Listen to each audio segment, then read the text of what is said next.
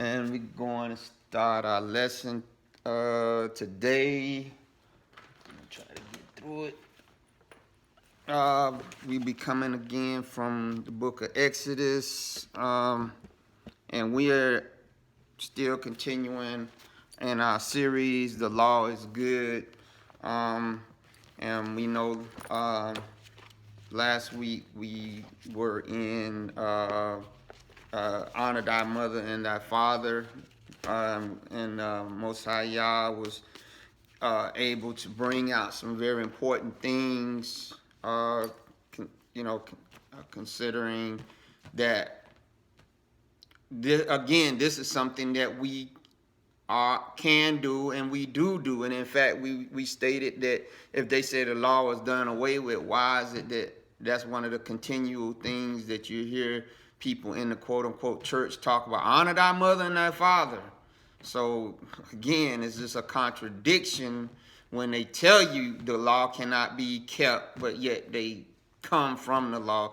So again, we getting ready to go into the sixth law that Yah stated, which is again something that you hear people talk about all the time, but when they say you can't keep it, it's very confusing. But we're gonna go to the sixth law that Yah had on the list, and that's coming from Exodus 20, and this is verse 13. And the next couple laws that he had on the tables are very short. They're not as long as the other ones, but they're just important. Now, what we see is the first 5 laws that he talked about. They dealt with our relationship between man and his Elohim or his God, and then we know the honor thy father and the mother, that came right in the midst of those 5 because Yah instituted man and woman to actually, before Adam and Eve fell, they were the quote-unquote gods of this planet. Yah had basically made them little gods with a G over earth, and it was the first institution. So he put it right in there with the first 5, dealing with man's relationship between himself and Elohim. And we know the last 5, starting here with verse 6, deals with man's relationship between man and man, between how we the first 5 are vertical, meaning from man up. The last 5 are horizontal, meaning from us here on this plane right here. So Yah is not just concerned with our relationship with him, but also he wanted to be reflected between us, and he usually, when he dealing with us and as the nation of Israel, he talks about our neighbor. So it's important to remember that, not just that we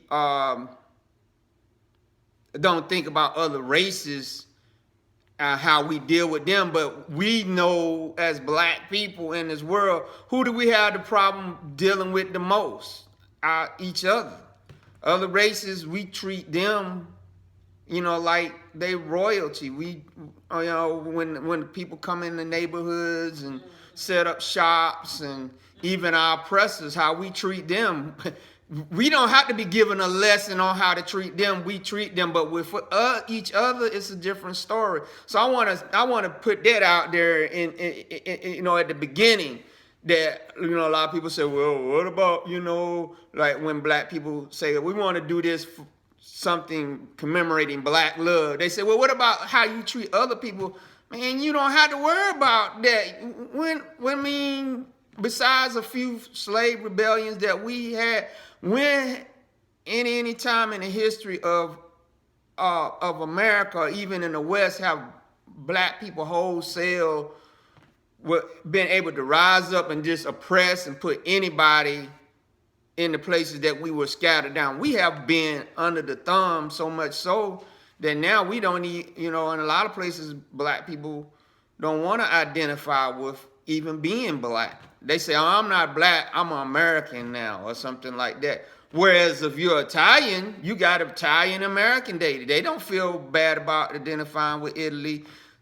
Irish people don't feel bad about having a St. Patrick's Day and identifying with Ireland, but we would be if we even this year is supposed to be a commemoration of black people being in slavery for 400 years, where there was supposedly a bill signed by Donald Trump where they were supposed to do all this commemoration of us, but I haven't seen anything. But I guarantee you, if black people rose up and say, "Hold up, you signed a bill where you were supposed to put forth monies to put forth exhibits and different things to honor at least our contribution to this nation and put it out there about all the things that we did," but if you did it, people would say, "Oh, you being divisive." So we've even been shamed into even speaking up against them not fulfilling the promise to commemorate that, to where people say, don't even say nothing about it, don't worry about it. And so I'm saying this because this is what we live with, that we got to learn, especially when it deals with the 10 commandments, how we are to deal with our Elohim, not the one that they give us, but the one that says that he wants to fight for us and wants to be on our side, but also how we deal with our fellow brothers, even with this divide between Africa and Africans in the continent of Africa and other places in the Caribbean, and us as those that came from the continent here in America, how we deal with each other. And so much so that the divisiveness, when people from the continent come and they want to connect with us, how we approach each other, that there's no other people that does that. So we know that this is an issue that we got to deal with, even the xenophobic attacks that are happening in Africa, where Africans are killing Africans from different countries coming in South Africa. They're killing them, whereas any other person that's non-South African, they won't kill them. So the commandment today, the 13th commandment, thou shalt not kill, is very important, because when it comes to the killings that are going on in America, where I was studying about Americans' attitude toward murder, because we're going to get into it real shortly. This word, thou shalt not kill, we got to understand there is the distinction between killing and murder in the Bible, because a lot of people use this to support pacifism, meaning that people should not fight wars. Now, whether or not we agree that America's wars have been just or not, it is not a sin for a people to raise an army to protect each other or raise a police force. It's just they can't be out here starting unjust wars, killing people for no good reason, or police forces formed to oppress people. They are supposed to be, as the LAPD have on their police car, to protect and serve. So that if somebody's going around in the neighborhood killing other people, if the police arrive there and that person is still engaging in that criminal act, it is not wrong for the police to pull out their gun and shoot that person and kill them. We just have a problem with them killing our unarmed people and killing them in situations where they could disarm them and take them to jail. That's what we have a problem, because this is a thing that is leading us to put ourselves in a position where if we do get ourselves into communities or even other nations where they're like, well, if we're total pacifists, then we can't have police and we can't have police forces and militaries. That should not be what we take out of this lesson, thou shalt not kill. What we should take out of it is thou shalt not murder, which if you look in the Hebrew, and I went and studied it, and the word is one word. The word is the Hebrew word rastak, and it means to kill unlawfully, to murder, but it also means to kill unintentionally. Like, you have an accident where a child runs out in front of your car and you can't stop in time. This is the same word, but it's got different meanings. And so what we find is when he is saying thou shalt not kill, he is talking about to unlawfully kill somebody. That's what Most High Yah is talking about. For you to unlawfully murder or kill somebody. That's what he is talking about. And he does. And this is why it's so important for us to understand the quote unquote Old Testament, because Yah goes in, he goes into depth on what he wants you to know what is a murder. And it's so funny, how could these theologians in the West say that Yah did away with the 10 Commandments when they say that America was built on the 10 Commandments? You can find where, like we stated in the beginning of the lesson, in many town halls and cities in America, they had the 10 Commandments, and they based a lot of the laws off the 10 Commandments. The thing that we as black people find that they didn't always hold themselves to the 10 Commandments, which they in a lot of states they call them the blue laws, like the blue laws about working on Sunday and everything, because we know that they discounted Saturday and made Sunday, but they had laws in America where if you worked on Sunday, you could be flogged and all that kind of stuff. Yeah, they did. They had laws against. We remember. Well, I remember as a child growing up, which we haven't got to that commandment about adultery, but the Scarlet Letter. That's what the Scarlet Letter was about. That when in the colonies, if you committed adultery, they would make you walk around with a big letter A on your chest. So how can they now say, the theologians say that he did away when America, they followed these things. They flogged people. They did all kinds of things when you broke these commandments. Yeah, they did. So in the killing, if it was all wholesale killing, then Yah would be disobeying his own commandment, because what did he tell Joshua them to do when they came in? Yahshua in the Hebrew, to do when they came into Canaan. He told them to kill all 7 nations of the Canaanites. So we know that there is a distinction. So let's go to the book of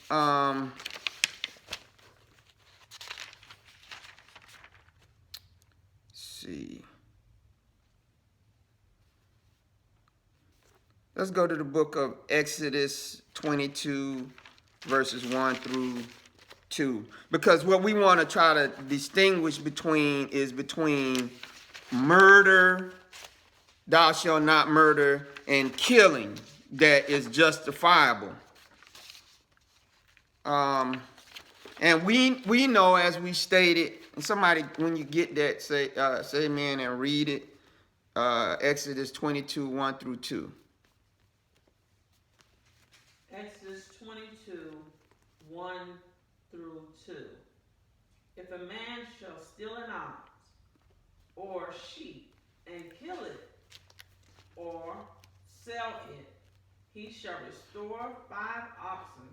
No, 22, 1 through 2. I'm reading that. Oh, go ahead. Is that it? Go ahead. He shall restore 5 ox for an ox and 4 sheep for sheep.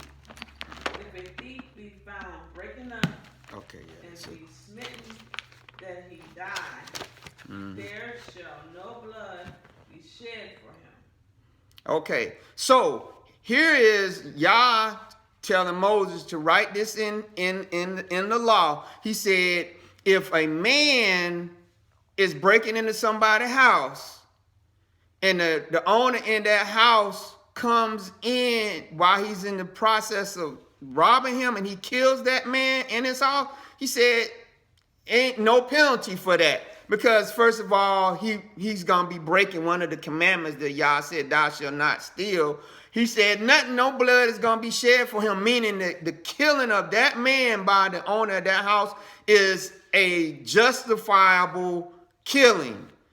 And this is why a lot of people wanted to do away with the quote unquote Old Testament, because they wanted to make this as a blanket statement to try to make Yah of the Old Testament seem like he was out of touch and say, oh, see, Yeshua came and he did away with the law of, how can you say that when he said right here? And even in the laws today, they said, and well, they've changed over the years to be more liberal in how they try to keep people from being self-defense. But you find that in a lot of countries that, yeah, if you come into somebody's house, whatever happens to you when you in that house, that a lot of times they're not going to prosecute you. And where did they get that idea from? They got it from here. He said, if somebody come in your house and they stealing and you catch them and you kill them because you don't know what they're going to do to you, Y'all say ain't no blood going to be shed. You ain't going to take the owner of that house and kill him for that. Now, if you read the next scripture, though, he said that because he said he puts it under context of them coming in the dark of the night and you don't know. But he says, and I think in the very next verse, he said if the sunlight come up on them and they get outside, he seems to say that if they get outside, that you're not supposed to kill them, but you're supposed to bring them before the people, and then they're going to have to do restitution. So it seems like there's a distinction that if they come up under the shadow of your house, then you do whatever you need to, because you don't know their mindset. But once they get out your house, then that's a different story, which is what a lot of laws say, that if the thief get out your house and he's running from you and you take your gun and shoot him, then they're going to charge you because he out, So you can even see how this correlates between killing and murder. So what do you think of when like I say, when I read that scripture and what we see in a popular context today of different laws? Doesn't that kind of make us understand that there is a distinction between a person being a murderer and a killing, and make us as black people, because we have been made to think that if we do any kind of self-defense or anything, that this is breaking the law. But then how are you supporting the law of thou shalt not kill, but you ain't even supporting the existence of God or Elohim? It's a contradiction. You only using this as a way to get your pacifist or your thing, even though you say you don't believe in Elohim or whatever, or you say I don't believe in the commandments. You can't have it both ways. But if you see here, he said it's not, the use of it should not be blanket. You got to be able to distinction. What do you feel about that? I feel that it is a difference, because killing seems like it is needful, in the sense of somebody breaking in your house, because you don't know the intention of them. Mm-hmm. And furthermore, when they run out and let them get away, the thing is, what happens if they do it again? And try to get in again and again? So where does it ever stop? Well, that's where the part comes where he said if they get out and you catch them, then they supposed to be brought. Y'all said they supposed to be brought before the people, and then they're going to judge on restitution on what they supposed to give you back for breaking into their house. And the point that I'm trying to show is that there is a distinction in the Most High Yah's between murdering and killing, and even self-defense, because when we say thou shalt not kill, this is one of the, like I said, things that a lot of pacifistic people that don't even believe in Yahuwah bring out, even though they don't believe, and they try to force it in a way that is disingenuous when Yah clearly made the distinction, and we can find that even in the New Testament. Okay, let's go to Luke 11 and 21. Luke 11 and 21. So basically, when you're killing, kill somebody, is that like a non-intentional type? No, that's intentional, but it's a good intentional, because you and it's gonna be brought out in the scripture I'm getting ready to read right here, Luke 11 and 21. This is Yeshua talking right here. Luke 11 and 21 says this: when a strong man armed keepeth his palace, his goods are in peace. So even Yeshua understood that the strong man, which is the person that's in the house, is nothing wrong with him being armed and keeping his palace. Because when he do, his goods are kept in peace. But then look what he said in verse 22. He said, but when a stronger than he shall come upon him and overcome him, he taketh from him all his armor wherein he trusted, and devour his spoils. And so he's trying to show here that he understood that there are people that's going to try to break in and take what you got.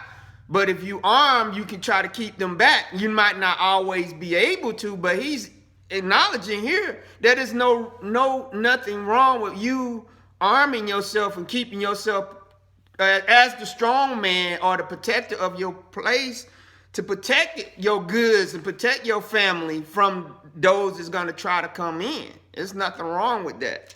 He's acknowledging that. Then let's go to the same book of Luke, the 22nd chapter. And this is him talking to his disciples the night he was going to, he was going to be betrayed by Judas. Notice what he stated here.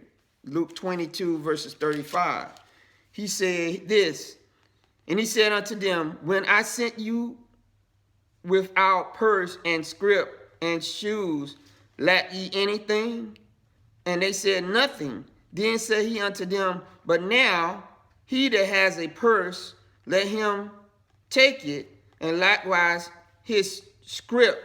And he that has no sword, let him sell his garment and buy one.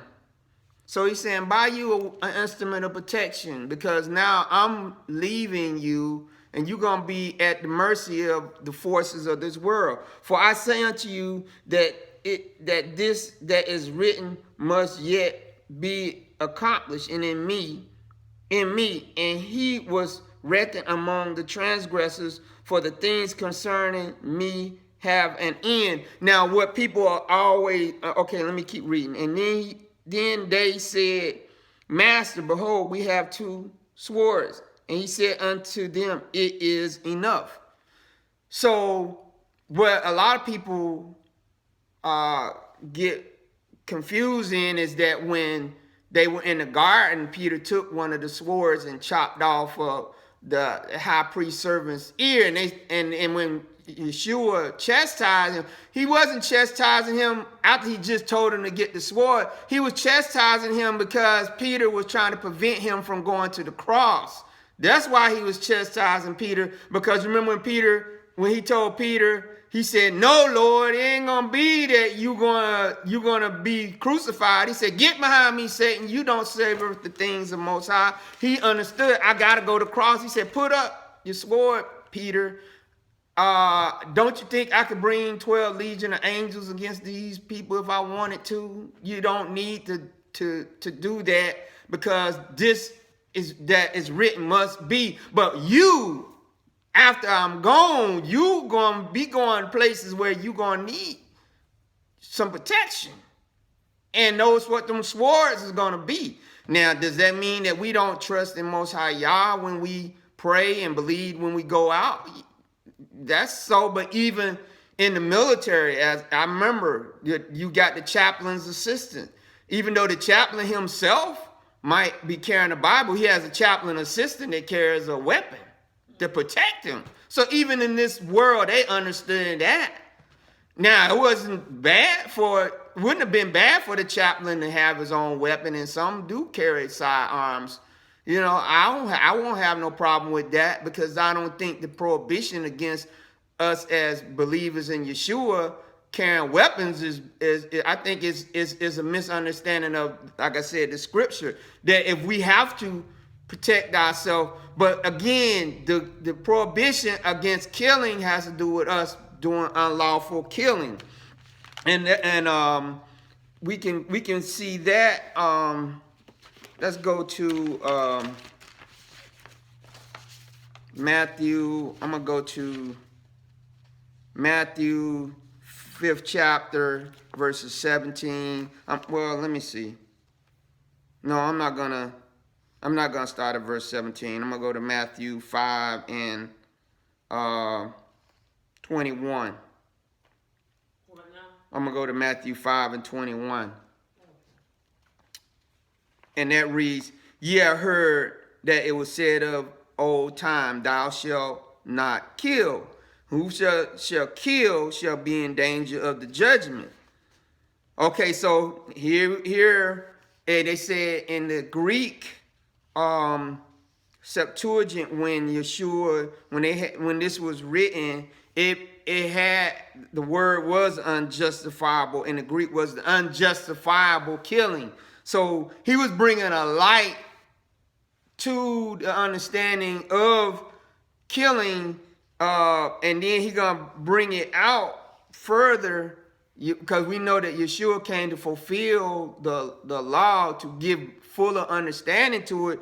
This is why he didn't want us to kill, because of, and he also gonna give us how we get to the point where we kill someone. Because this is verse 22. He said, "But I say unto you that whosoever is angry with his brother without a cause shall be in danger of the judgment." This is why he said, this is what leads you to physically kill your brother. When you have anger in your heart that goes unchecked, it will lead you. That's why he said, not only don't kill physically, but in your heart, don't kill somebody in your heart. Don't let anger build up in your heart, because it will lead to an unjustifiable killing of your brother. Therefore, he said, let's prevent the killing in the first by going to the heart of the matter, which is anger building up in your heart against your brother. He said, "So whosoever shall say to his brother, Reka, shall be in danger of the council, but whosoever shall say, thou fool, shall be in danger of hell fire." And then he said, "Therefore, if thou bring thy gift to the altar, and there remember that thy brother has aught against thee, leave thy gift before the altar and go thy way. First be reconciled to thy brother, and come and offer thy gift. Agree with thy adversary quickly while thou art in the way with him, lest at any time the adversary deliver thee to the judge, and the judge deliver thee to the officer, and thou be cast into prison. Verily I say unto thee, thou shalt by no means come out thence till thou hast paid the furthermost frothering."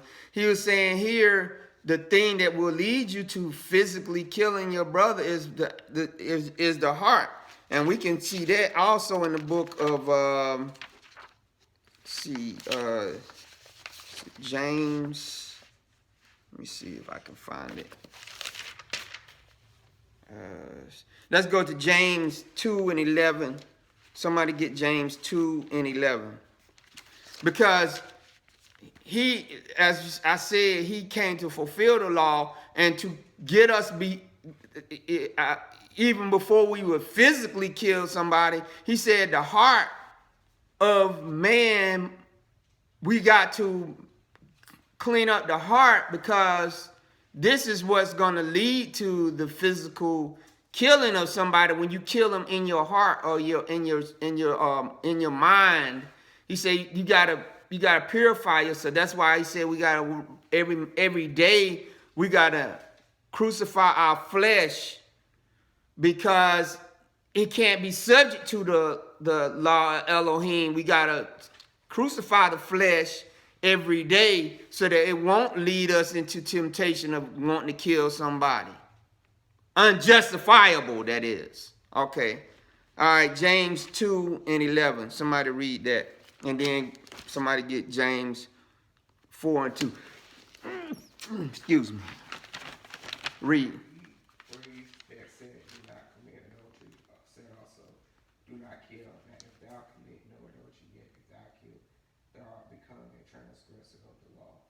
Okay, so let me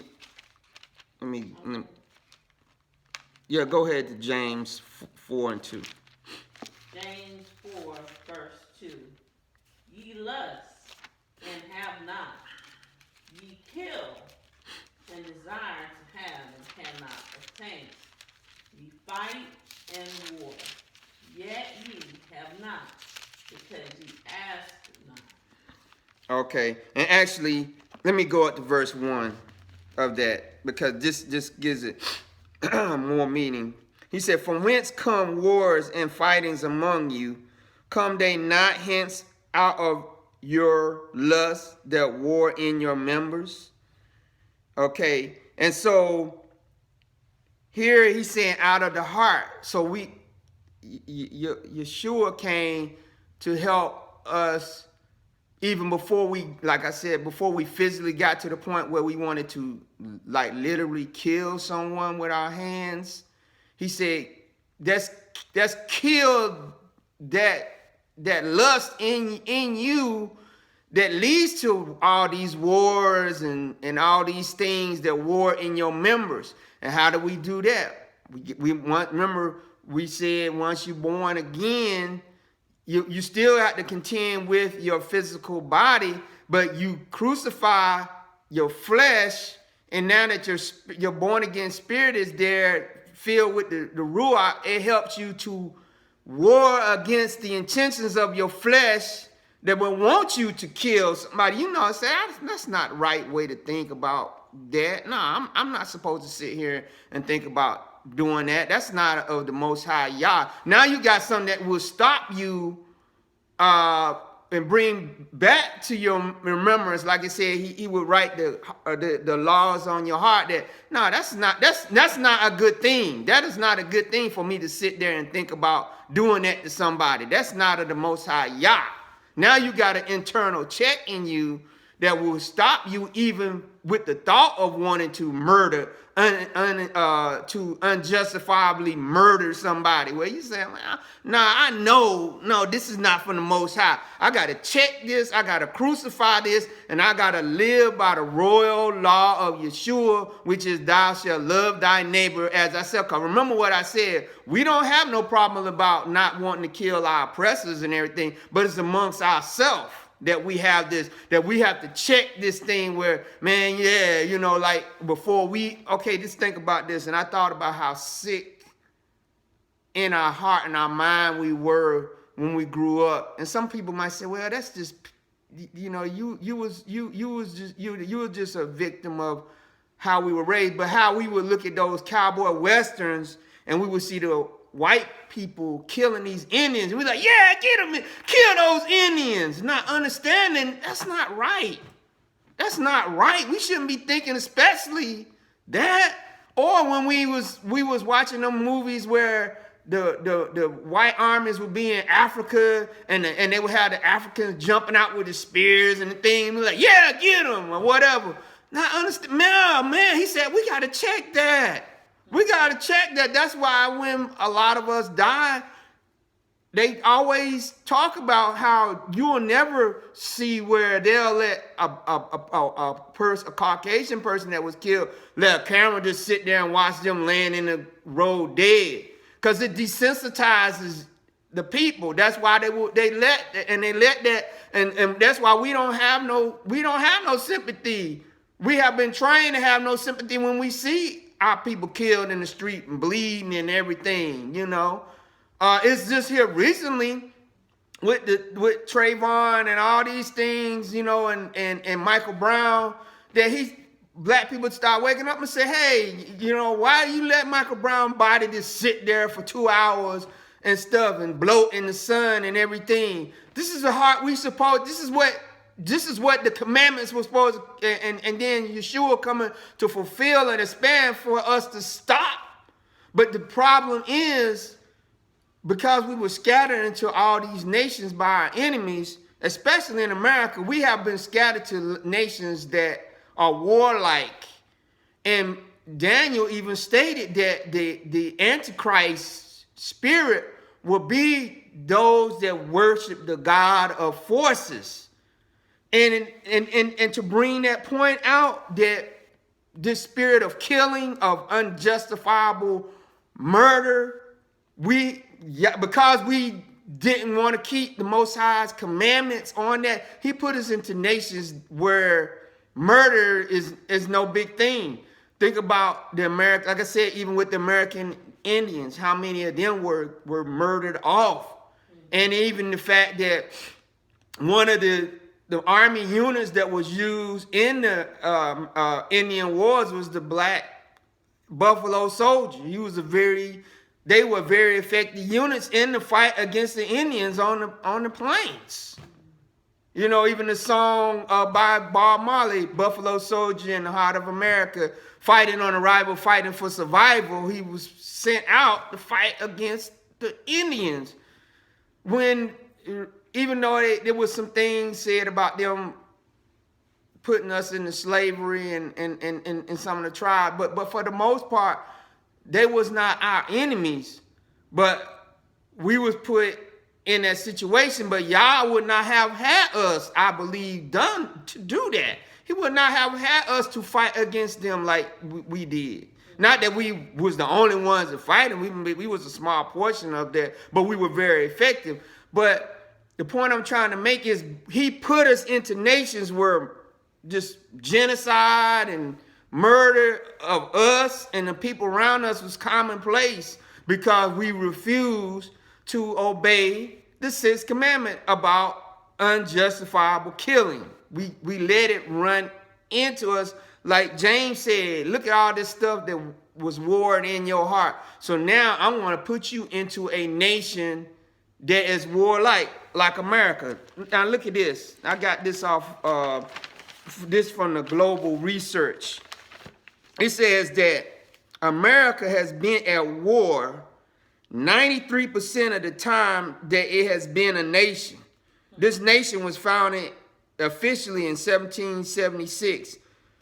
And at the time of this, at the time of the research done, it was 2014. So that would have been 239 years. So 222 out of 239 years of this nation, this country has been at some form of war. So that means only 21 years have we have been at quote unquote peace, where we haven't been fighting. Out of what? Out of 239 years. Wow. Yes. Yes. Peace for how many? 21 years. We're not saying it wasn't, uprisings or whatever, but I'm talking about mobilized for war. That's a lot. Now, and let's not even forget what Jimmy Carter. Now, this is what Jimmy Carter stated. I'm gonna read it right here. This is a report from NPR, and this was put out April the 28th. So President Trump called Jimmy Carter to talk about China. Okay, so during this speech, this is what Jimmy Carter said. Jimmy Carter President Trump called former President Jimmy Carter for the first time this weekend. Carter revealed that news during his regular Sunday school lesson at his home church, Maranatha Baptist Church in Plains, Georgia, on Sunday morning. Earlier this year, Carter sent Trump a letter with some advice about managing the U.S.-China relationship. Carter oversaw the normalization of diplomatic relations between the two nations 40 years ago. Now, look at this, what he said. He said, on Saturday morning, Trump called Carter to talk about this. It was the first time they'd spoken, Carter said. he said Trump told him that he is particularly concerned about how China is getting ahead of us. Carter said he agreed with Trump on this issue. And this is what Carter said. He said, do you know why? Carter said, I normalized diplomatic relations with China in 1979. Since 1979, do you know how many times China has been at war with anybody? None. We have stayed at war, he said. China and Vietnam actually fought a brief border war in early 1979, weeks after U.S. relations with China were normalized. Carter said the United States, now listen to this. This is a former president of the United States. He said the United States is the most warlike nation in the history of the world due to a desire to impose American values on all other countries. And he suggested that China is invested its resources into projects such as high-speed railway roads instead of defense spending. So, y'all put us in the midst of one of the most warlike nations that kills a lot of time indiscriminately because we didn't keep his commandment of thou shalt not do unjustifiable killing. You see what I'm saying? To get us to the point that those that would get to that point, he would know. That's why Yeshua came and said, blessed are the peacemakers, for they shall be called the children of Elohim. But they will have to do it in the midst of the most warlike nation in history. That's why the Bible said in Daniel, when he prophesied of the American or the West coming, he said that he said that they would worship the God of forces, the Elohim of forces. But also in the book of Revelations, when it talked about America being a lamb, they had it looked like a lamb, but spoke as a dragon, because a lamb is young. America is the youngest of the nations, but it is the most warlike. As he said, the inception of this nation was through revolution, through war. 1776, which also incidentally was the year that the Illuminati was born, which a lot of the founding fathers' principles were Illuminati in nature, and a lot of them were Illuminists. You see, even though they talk about the Ten Commandments, but they use them in a divisive way, you see. And so think about this also, the unintentional killing. Think about the genocide of the Indians, slavery, where they killed a lot of us, and after slavery, how they killed a lot of us, or the Mexican-American wars, all the wars we fought. But then let's get into abortion in America. They said since 1973 to 2014, there have been 55,542,000 abortions in America, and 19 million of them have been African American abortions, which is killing.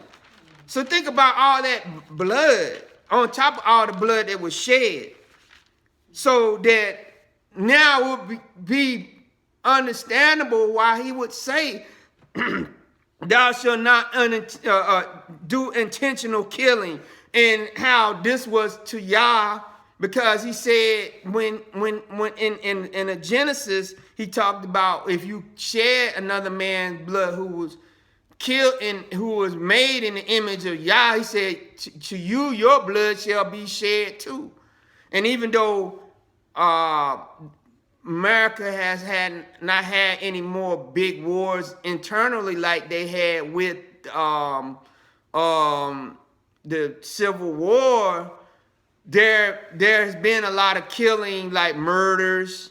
We know biological attacks on different people in this country through disease and all these things. Because just think about the people that die from cancers. Every year, millions of people die from cancers. And what causes the cancer? The stuff they put in the food and all these things. And some people say, well, that's just, that no. Especially when you know that stuff that you putting in the water is killing or whatever. And they say there's a acceptable amount of stuff that can be put in food and water, but that is leading to people dying, even like medical experimentations that was done on people. Those are killings. And so that's why he said, thou shalt not intentionally kill. Okay, now let's go to the book of Revelation, because we want to see again that we got to make a distinction between justifiable killing and murder, because Revelations 9:19 through 21, let's read that. When Yeshua comes back, what is going to happen? When he comes back with his armies from heaven, what does he say he's going to do? Yes, Revelations 9, verse 19 through 21 said, for their power is in their mouth and in their tails. For their tails were like unto scorpions, and had heads, and with them they do hurt. And the rest of the men which were not killed by these plagues, yet repented not of the works of their hands, that they should not worship devils and idols of gold and silver and brass and stone and of wood, which neither can see nor hear nor walk, neither repented they of their murders, nor of their sorceries, nor of their fornications, nor of their thefts. This is a crowd that when Yeshua comes back, he said he's going to kill them. Why? Because one of the things that they're going to continue to do, even as Yeshua is pouring out, Yah is pouring out his judgments upon them, is that even though he pouring out these judgments upon them, they're going to still be committing murders. So Yah is going to be justified in his killing of them, because they're going to be continuing to murder and to fornicate and to do all these things, even as he's going to be pouring out his judgments, or he is pouring out his judgments on them, because even like we just read how America is the most warlike nation in history. Then let's see, Revelations, where is it? I was trying to find Revelation. Okay, yeah, here it is, Revelations. I'm going to go to Revelations 2:18. And we're going to be getting ready to wrap it up here soon. I think you're getting the idea about the difference between murder and killing, justifiable killing. But Revelations 2:19, this is Yeshua talking. Revelations 2:18 says this, and unto the angel of the church in Thyatira write, these things saith the son of Yahuwah, who has his eyes like unto a flame of fire, and his feet are like fine brass. I know thy works, and charity, and service, and faith, and thy patience, and thy works, and the last to be more than the first. Nevertheless, I have a few things against thee, because thou sufferest that woman Jezebel, which calleth herself a prophetess, to teach and to seduce my servants to commit fornication, and to eat things sacrificing to idols. And I gave her space to repent of her fornication, and she repented not. Behold, now listen to this. This is Yeshua talking. Behold, I will cast her into a bed, and them that commit adultery with her into great tribulation, except they repent of their deeds. And I will kill, what? Her children with death. And all the assemblies shall know that I am he that searcheth the reins and hearts, and I will give unto every one of you according to your works. But unto you I say, and unto the rest in Thyatira, as many as have not this doctrine, and which have not known the depths of Satan, as they speak, I will put upon them none other burden, but that which ye have already hold fast till I come. He that overcometh and keepeth my works unto the end, to him will I give power over the nations, And he shall rule them with a rod of iron, as the vessels of a potter shall there be broken to shivers, even as I receive of my Abba. I will give him the morning star, and he that has an ear, let him hear what the Spirit of Ruach saith unto the assemblies. So he said, I'm going to kill amongst the assemblies. Those that say that they're mine, I'm going to kill them that assembling in my name if they let false teaching go forth in my assemblies and don't try to stop it. He said, and when I come back, when I rule the nations, those that have not tried their heart and their reins against what? Murders, against the commandments and all these things that they breaking. He said, I want to break them like a potter's vessel with my rod of iron. I'm going to bust them. I'm going to bust them upside the head with a rod. Basically, I'm going to bust them. What did that? I'm going to bust you upside your head. He basically said, he said, I'm going to do this. Now let's go to Revelation 19 and 11.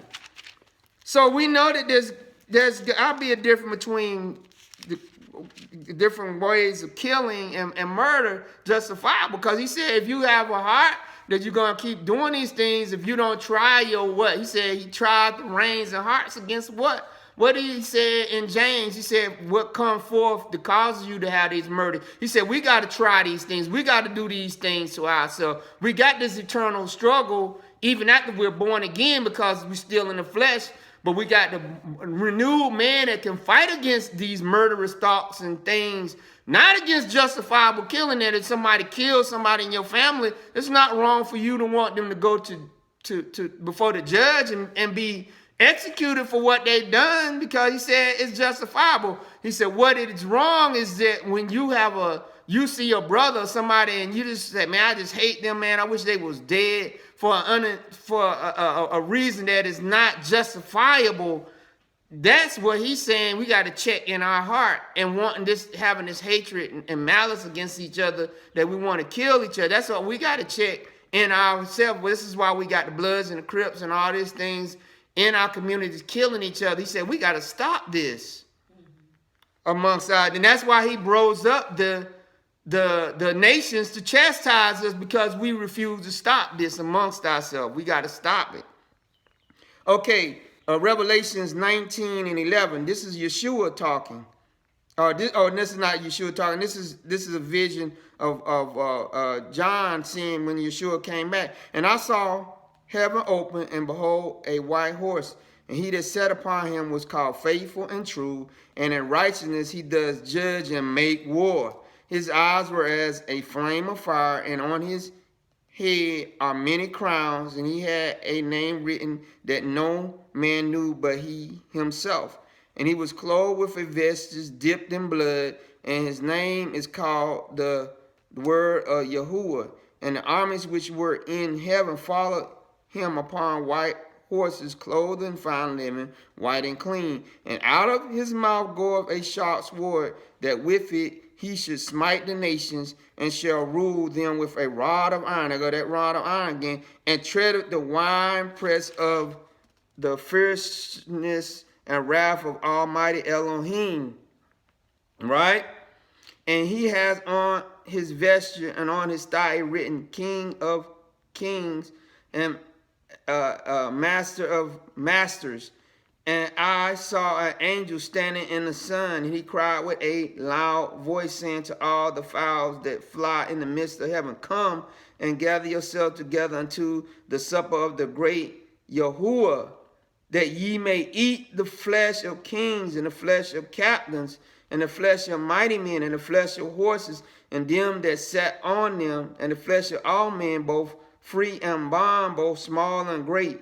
And I saw the beast and the kings of the earth and their armies gathered together to make war against him that sat on the horse and against his army. And the beast was taken, and with him the false prophet that wrought miracles before him, with which he deceived them that had received the mark of the beast, and them that worshipped his image.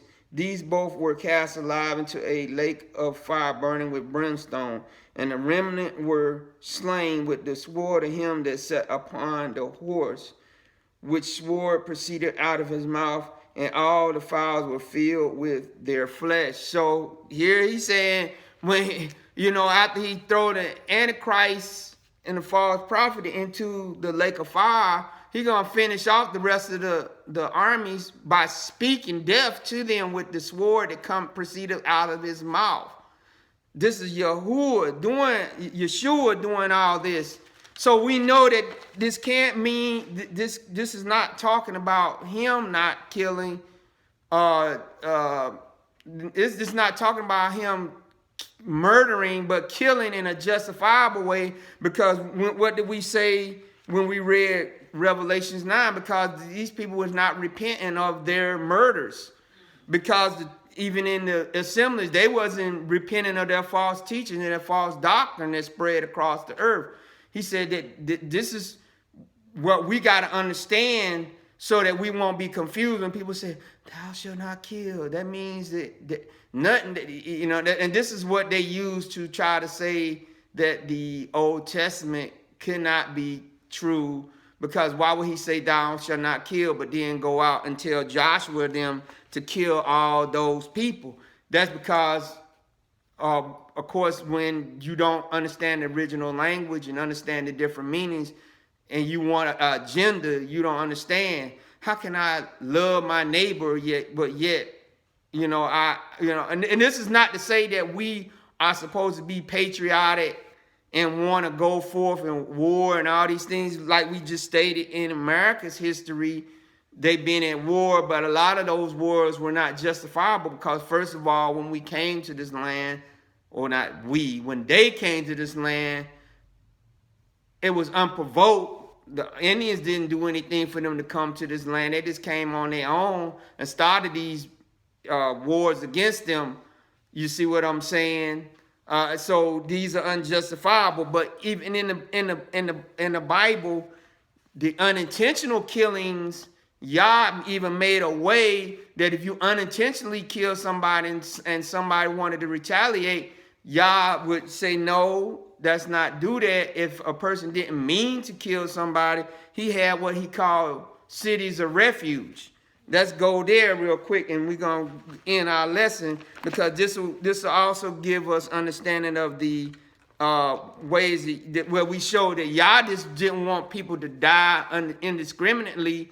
One of the reasons why the nations that he told Joshua to that were in Canaan, that why he had them killed, because when Yah divided up the earth, the land that Canaan had taken was the land that he originally had given to Shem. And because they wouldn't leave, and because they was also involved in a lot of wicked things, and they had also mixed their seed with the fallen angels, that's why he had them go in there and kill all of them, man, woman, child, or all these things, because these were justifiable. But he also said, if these people came out and made peace with you, to make peace with them. This is what a lot of people don't understand, but they didn't want to, because they knew that they were always going to be at conflict with them. Okay, so let's go to the cities of refuge, though. That's Numbers 35, starting at verse 9. That's in the Old Testament again. Numbers 35, and we'll start at verse 9, and we're going to read it all the way through for time. Numbers 35 and 9 reads, and the master said unto Moshe, speak unto the children of Yasharah, and say unto them, when ye be come over Jordan unto the land of Canaan, then ye shall appoint you cities to be cities of refuge for you, that the slayer may flee thither. And that word slayer means a killer or whatever, but it doesn't, if you don't understand, you would think it mean, okay, which killeth any person at unawares, meaning he didn't mean to kill him.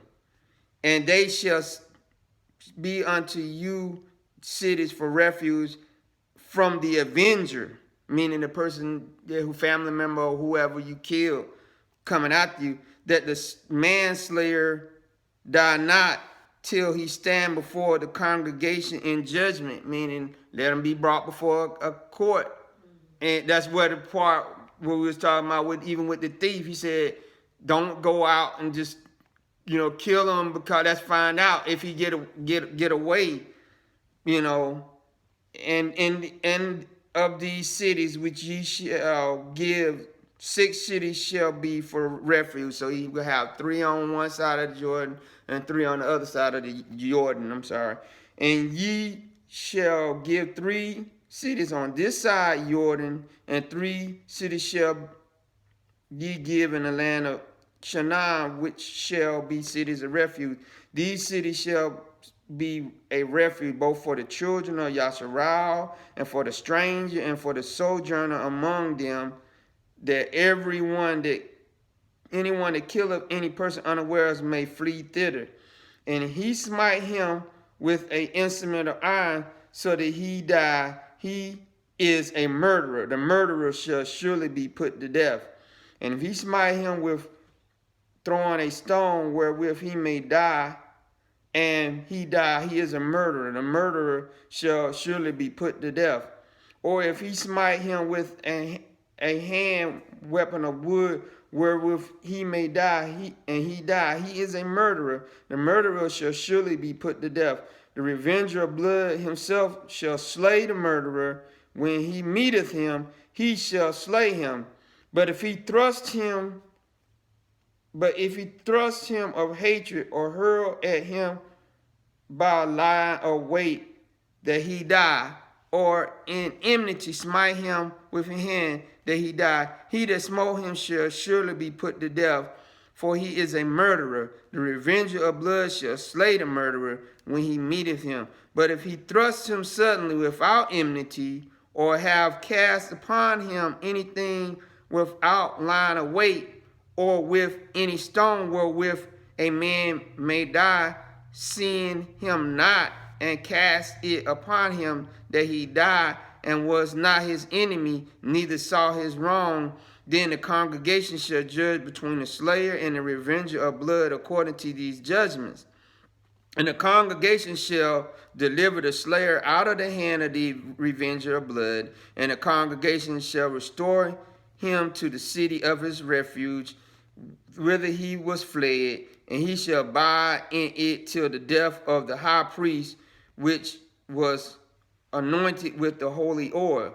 But if the slayer shall at any time come without the border of the city of his refuge, thither he was fled, and the avenger of blood find him without the borders of the city of his refuge, and the revenger of blood kill the slayer, he shall not be guilty of blood, because he should have remained in the city of his refuge until the death of the high priest.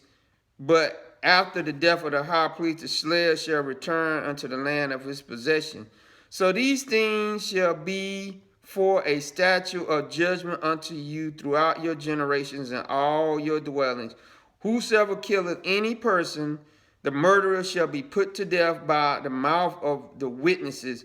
But one witness shall not testify against any person to cause him to die, which is what most laws say. We got to have 2 or 3 witnesses, Moreover, ye shall take no satisfaction for the life of a murderer, which is guilty of death, but he shall be surely put to death. And ye shall take no satisfaction in him that fled to the city of his refuge, but that he should come again to dwell in the land till the death of the priest.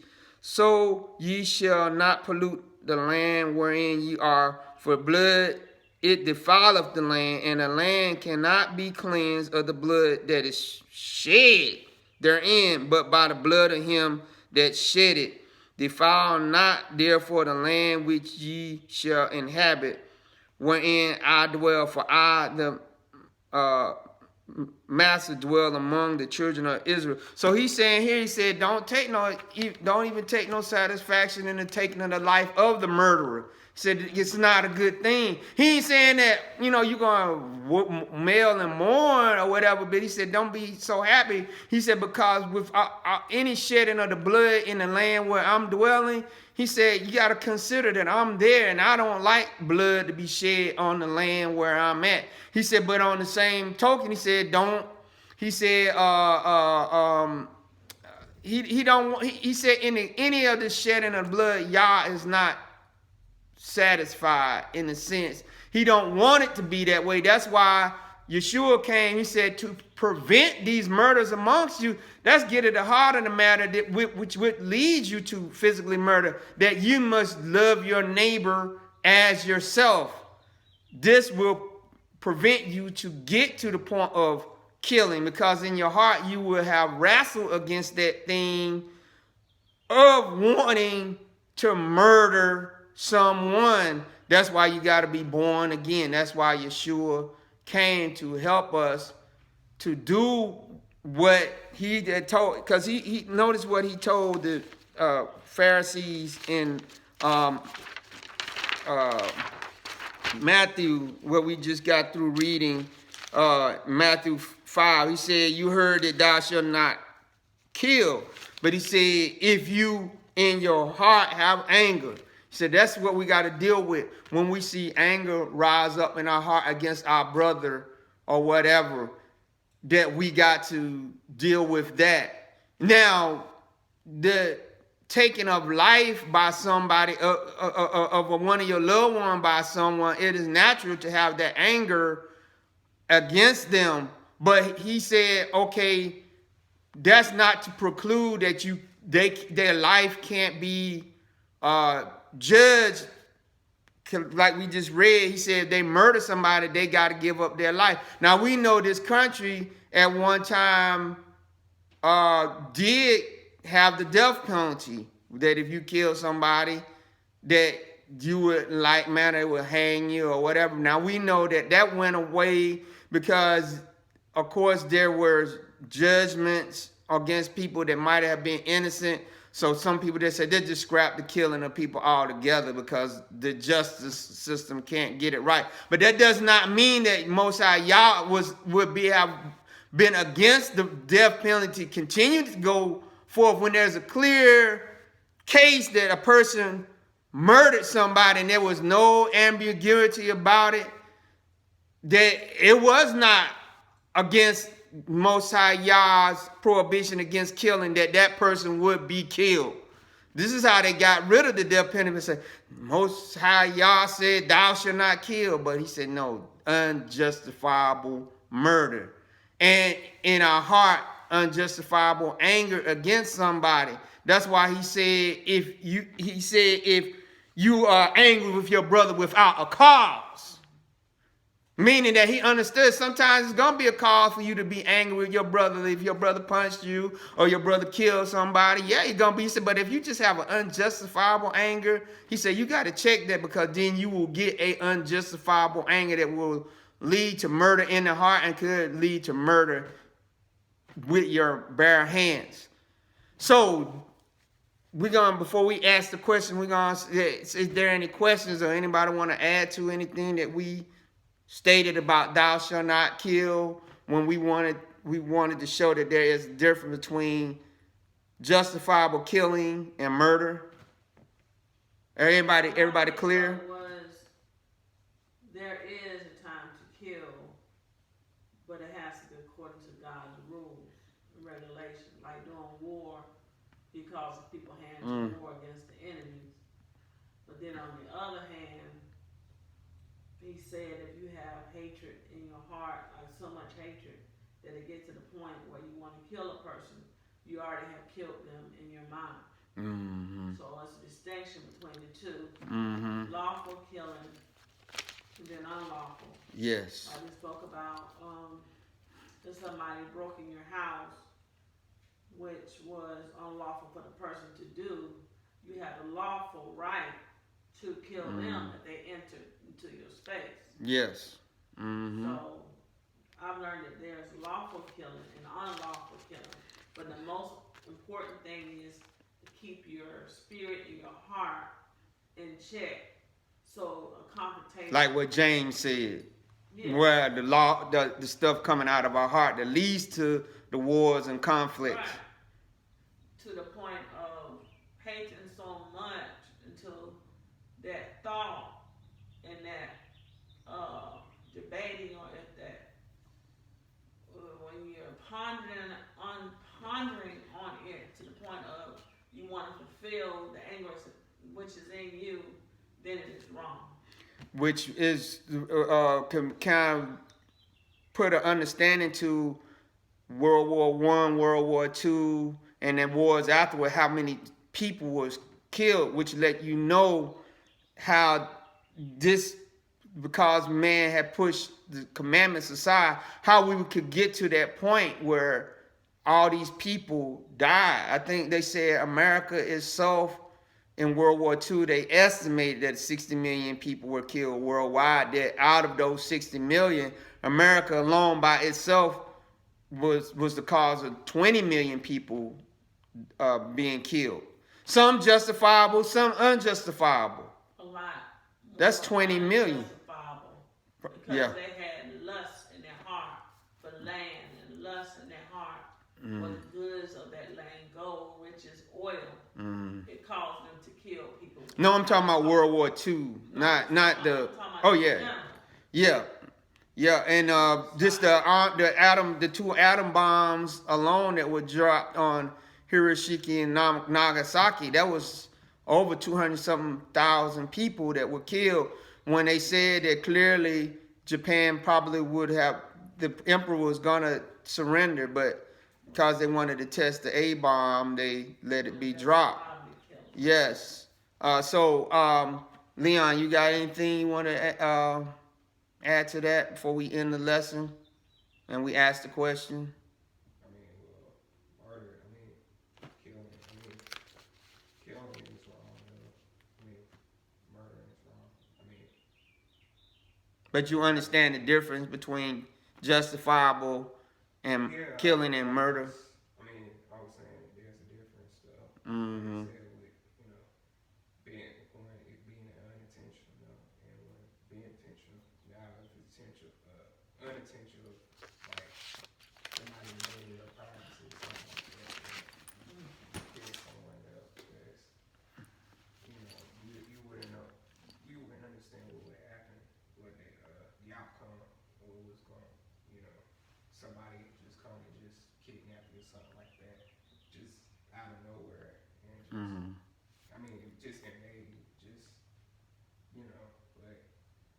but just to kill him just for your protection, because you don't want anything bad happen to you. The strong man defending his palace.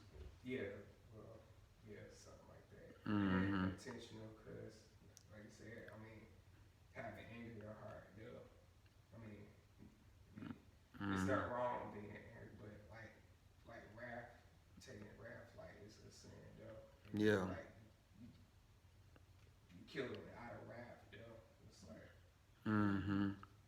the extreme anger just comes inside of you, and it's like the enemy. He can allow the enemy just to come. Because it's coming out of your heart. Yeah, you just want to kill. You was angry at that person. Yeah. What's some reason why? Which is what we see in the black community, where somebody step on your shoes or something like that. This is why it's important for us to know the difference. This is why this needs to be preached. So we are in agreement that this is, with the help of the Ruach, this is a law that we need to keep, right? We need to not kill first and foremost in our heart, and then we don't need to kill literally our hands unless it's a justifiable. And even when we do that, Yah said we should not be happy. Because even in the book of Ezekiel, the Bible says that Yah says, I take no pleasure in the death of the unrighteous. So that's our lesson today. Also, it says the law is for the unlawful. So it's important that God's system or God's commandment be put in place so that there be no injustice done to one another.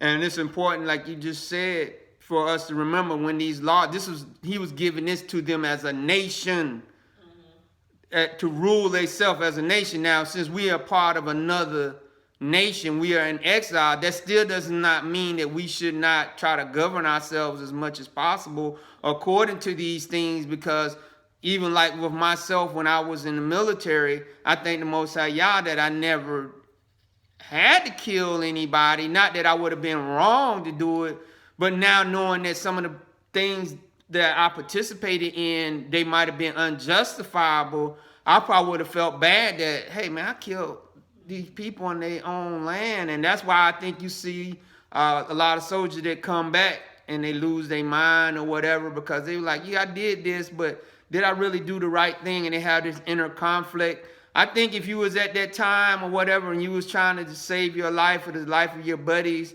I would say you were not wrong, but I wouldn't of course, glorify it. You did what you had to do. And that's why they do give people the conscientious ejector.